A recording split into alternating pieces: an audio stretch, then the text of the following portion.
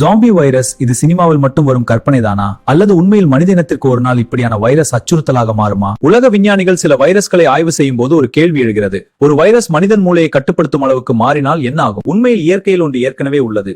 ஓபியோகார்டிசெப்ஸ் என்ற பூஞ்சி எறும்புகளை தாக்கி அவற்றின் மூளை மற்றும் நடத்தை முழுவதையும் கட்டுப்படுத்துகிறது. முதல் பாதிக்கப்பட்ட மனிதன் அவரின் நடத்தை மாறத் தொடங்குகிறது. அவருக்கு உணர்வு குறைந்து வன்முறை அதிகரிக்கிறது. ஒரு வைரஸ் மனிதனிலிருந்து மனிதனுக்கு பரவ ஆரம்பித்தால் சில நாட்களில் நகரங்கள் முழுவதும் கட்டுப்பாட்டை இழக்கலாம். இந்த வைரஸ் மூளையை தாக்கும். மனிதன் தனது அறிவை இழந்து பசிமத்தில் மட்டுமே இருக்கும் ஒரு ஜோம்பியா. ஜாம்பியின் உருவம் வெண்மை நிற தோல், உயிரில்லாத கண்கள், கிழிந்த உடல், மனிதன் போல இருந்தாலும் மனிதன் அல்ல. சில நாட்களில் நகரங்கள் வீழும், அரசுகள் சரியும், மனித சமூகம் முழுவதும் குழப்பமாகும். இந்த வைரஸ் விலங்குகளுக்கும் பரவினால் இயற்கையின் சமநிலை முழுவதும் சிதறிவிடும். மனிதர்கள் அழிந்தால் பூமி மெதுவாக மீண்டும் இயற்கையின் கைகளில் திரும்பும். மிக சில மனிதர்கள் மட்டும் உயிர் பிழைக்க முயற்சிப்பார்கள். அது மனித இனத்தின் கடைசி போராட்டமாக இருக்கும்.